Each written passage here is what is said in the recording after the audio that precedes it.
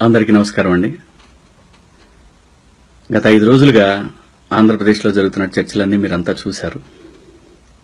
నేను కింద కొన్ని వీడియోలు పెట్టానండి. నా స్పీచ్ తర్వాత వీడియోలన్నీ ఒకసారి ప్లే చేసుకుని చూడండి. మీరందరూ కూడా తెలుగుదేశం వీరాభిమానులకు కూడా ప్రత్యేకంగా రిక్వెస్ట్ చేస్తున్నాను, మీరందరూ చూడండి. నేను ప్రాంతం పట్ల మాట్లాడానా లేకపోతే నాయకుల పట్ల మాట్లాడానా? సరే, మీరు నన్ను మీ వీరాభిమానులు నన్ను చంపేస్తావరా, నేను గుద్దేస్తా, నువ్వెంత, నీ బతికెంత, మా నాయుడు గారిని అంటావా, నువ్వు రేపిస్టువి, నువ్వు మర్డర్లు చేసేవాడివి, నువ్వు మానవంగాలు చేసేవాడు, ఇలాంటి ఎన్నెన్నో సుల్లు కబుర్లు చెప్తున్నారు కదా. వాళ్ళందరూ కూడా చూడండి, ఒకసారి చూసి ఆ తర్వాత శివాజీని ఏం చేద్దాం అనేది మీరు డిసైడ్ చేసుకుందరు. కానీ అంత సీన్ లేదు. మ్యాటర్ ఏంటంటే, నిన్న సృజనా చౌదరి గారు ఒక సందర్భంలో మాట్లాడుతూ, ఎవడైనా సరే ఇక నుంచి నన్ను అన్నారు అని అంటే మాత్రం, నా గురించి తప్పుగా మాట్లాడితే మాత్రం నేను అందరి మీద డెఫమేషన్ వేస్తున్నాను, ఇక ఒప్పుకునేది లేదు, ఎవడైనా సరే అని అన్నారు. ఏమండి, మీరు పందులు అన్నారు, మీరు కుక్కలు అన్నారు, మీరు కోళ్లు అన్నారు, దాని తర్వాత మీ క్షమాపణ చెప్పారు. మీరు ఏదైనా చేసి క్షమాపణ చెప్తారు, కానీ యువతల ప్రజలు మాత్రం అంటే మాత్రం డెఫమేషన్ వేస్తారా? అవును, సుజనా చౌదరి గారు వ్యాపారం చేసి బ్యాంకు దగ్గర అప్పు తీసుకుని ఎగ్గొట్టాడని చెప్పి మారిషస్ బ్యాంకు మీ మీద అభియోగం చేస్తే మీరు నాంపల్లి కోర్టుకు వెళ్లారు. ఇవన్నీ మీడియా అంతా మాట్లాడుకుంది. ఇందులో కొత్తగా జనం చెప్పుకునేదేముంది? సో అలాగంటే మీరేమన్నారు నిన్న? నేను బ్యాంకుల్లో అప్పులు తీసుకుంటాను, నేను వ్యాపారం చేసుకుంటాను, అదే మాకు బ్యాంకుకు సంబంధించిన వ్యక్తిగత విషయాలు. మీరు అన్న తర్వాత నాకు ఆలోచన వచ్చింది గురుగారు. ఆలోచన ఏంటంటే, అవును, మీ దాంట్లో లాజిక్ ఉంది. మరి అలా అయితే జగన్మోహన్ రెడ్డి గారు కూడా ఏ వ్యక్తి ఇంటికి వచ్చి లాక్కోలేదే, ఎవరి ఆస్తులు లాక్కోలేదే, ఆయన దగ్గరికి కూడా వ్యాపారస్తులు వచ్చి పెట్టుబడులు పెట్టారని చెప్పాడు ఆయన. అదే అభియోగం నడుస్తా ఉంది. కాకపోతే గవర్నమెంట్ కోర్టు అభియోగం ఏంటంటే, నువ్వు మీ నాన్నగారి అధికారాన్ని ఉపయోగించుకుని నువ్వు అడ్డంగా సంపాదించావు అనేది అభియోగం. కానీ ఆయన చెప్తున్నాడు, నేను వ్యాపారం చేశాను, మా నాన్నగారు లేనప్పుడు కూడా నాకు అధికారం లేనప్పుడు నా వ్యాపారం ఉందని చెప్పాడు.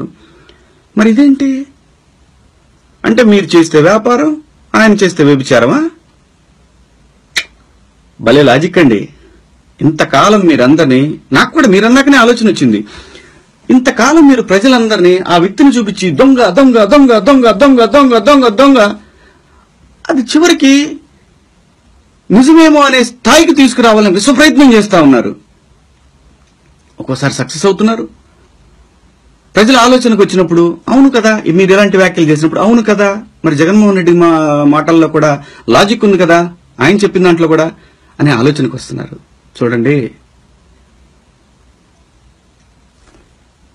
మీ నాయకుడు, అదే ఏలినవారు రాష్ట్రం గొంతు మీద కాలేసి తొక్కుతుంటే మేమందరం అబ్బా భలే సమ్మగా మసాజ్ చేస్తున్నారండి అని అనాలా?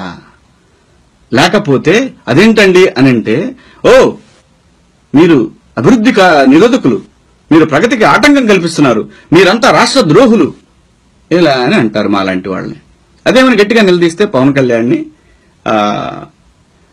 గారిని కూడా మీరు అలాగే విమర్శిస్తారు. నీకేం తెలీదు, ఓనమాలు దానవాళ్ళని ఊళ్ళుళ్ళు తిప్పారు, ఇల్లు తిప్పారు, ఓట్లు అడుక్కున్నారు, గెలిచిన తర్వాత మీరు చేసే తప్పులు చేస్తున్నారు. ఆ తప్పులు చేసిన తర్వాత దొరికిపోయినాక ఒక ప్రాంతం నుంచి ఇంకో ప్రాంతానికి షిఫ్ట్ అవుతారు. అది కూడా ఆ ప్రాంతం అభివృద్ధి అనే పేరు చెప్తారు. ఏమిటి అభివృద్ధి?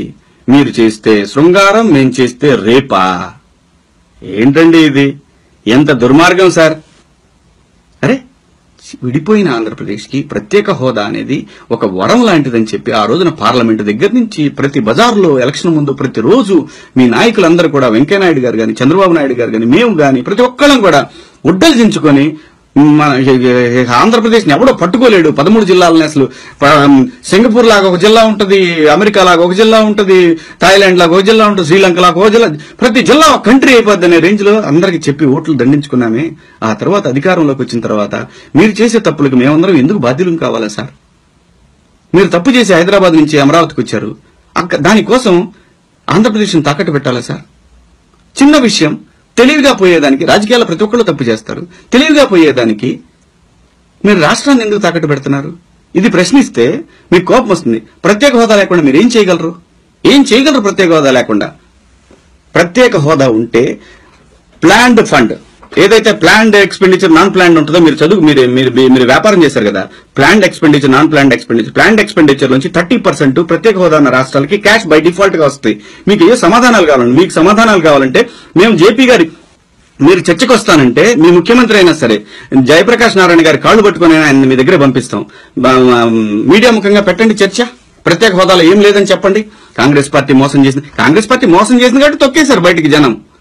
ఇప్పుడు కాంగ్రెస్ వాళ్ళు కూడా అదే చెప్తున్నారు కదా, మా వల్ల పొరపాటు జరిగిందని చెప్తున్నారు కాంగ్రెస్ పార్టీ కూడా. అయినా వాళ్ళు ఉద్యమాలు చేస్తున్నారు కదా. ప్రతి ఒక్కళ్ళు రాష్ట్రంలో అందరూ ఉద్యమాలు చేస్తున్నారు, ఒక్క తెలుగుదేశం పార్టీ తప్ప.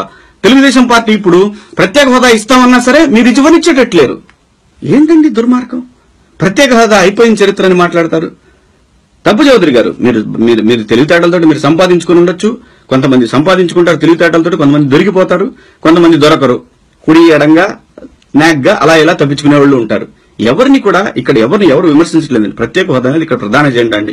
ఒకవేళ మిమ్మల్ని విమర్శించామని చెప్తే మేము క్షమాపణ చెప్తాం. క్షమించండి సార్, మీ ముఖ్యమంత్రి గారిని కూడా క్షమించండి అని అడుగుతాం. మాకు ప్రత్యేక హోదా ఇప్పించండి. అయితే అది ప్రామిస్, అది మీరు రాష్ట్రంలో ఇచ్చిన ప్రామిస్, దేశంలో ఇచ్చిన ప్రామిస్. బీజేపీ మోడీ సాక్షాత్తు నోటితోటి ఇది నా ఆవేదన అంతే ఏంటంటే సాక్షాత్తు న్యాయమూర్తులందరూ చూశారు, అందరూ చూశారు.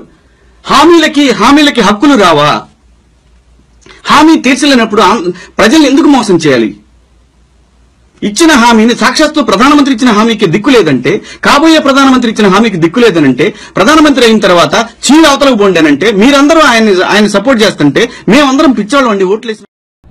सीमांध्र को विकास के लिए जो स्पेशल स्टेटस का पैकेज मिला है, अगर उसकी क्रेडिट किसी एक व्यक्ति को जाती है तो उस व्यक्ति का नाम है नल्लूर का सपोर्ट वेंकैया नायडू गारू.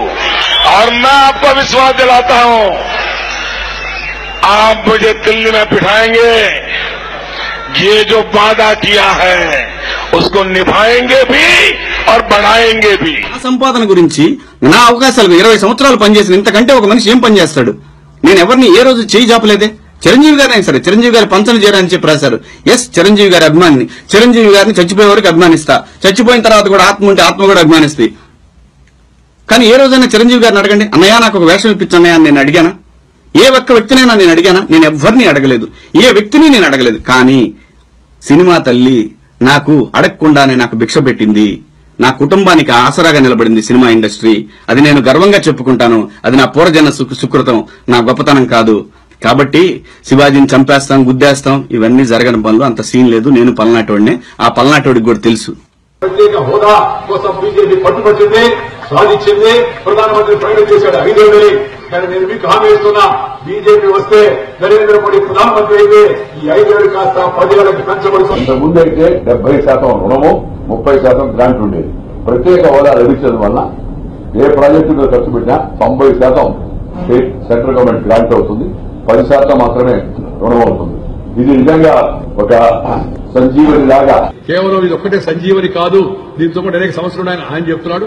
నేను చెప్తున్నా 500 రూపాయల నోట్ ఇస్తే ఉంది, 1000 రూపాయల నోట్ అయితే ఉందా? రెండు చిదే కదా.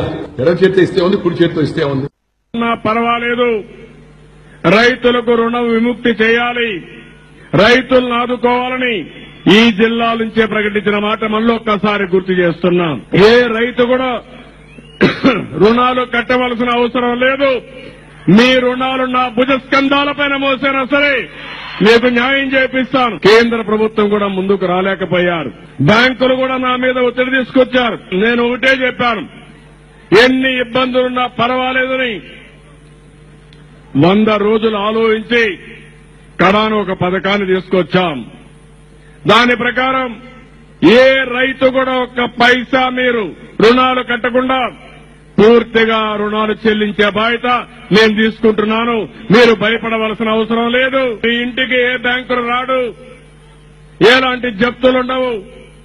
ఈ నెల 22వ తారీఖున 20% బ్యాంకుల్లో వేసి ఆ తర్వాత మీ రుణాలు రీషెడ్యూల్ చేసి తిరిగి మీకు అప్పించే బాధ్యత నేను తీసుకుంటున్నాను. రుణమాఫీలు ఎక్కడ రుణమాఫీలు ఇచ్చేసి 1 టైం సెటిల్మెంట్ అయిపోయింది కదా, ఇంకేం చేస్తారు?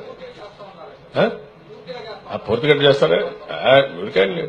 ఆ రోజు ఏదైతే చెప్పామో వాళ్ళకి ఇవ్వాల్సినటువంటి 1.5 lakh 1 టైం అన్నారు, 1 టైం ఇచ్చేసాం. పూర్తిగా చేస్తాను ఎవరు చెప్పారు?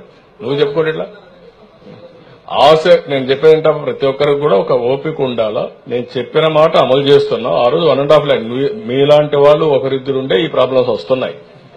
రియల్ గా చెప్తున్నా, ఏమనుకోవద్దండి. అది కూడా నేను చెప్పాల్సి వస్తుంది పబ్లిక్ కి. చెప్పకపోతే నేను ఫెయిల్ అవుతాను. నేను 1.5 lakh చెప్పాను, 1.5 lakh ఇచ్చా. నువ్వేమన్నా అంతా చేస్తున్నారంట. నీకెవరు చెప్పారు? రాత్రి కల వచ్చిందా నీకు? This is where I'm sorry.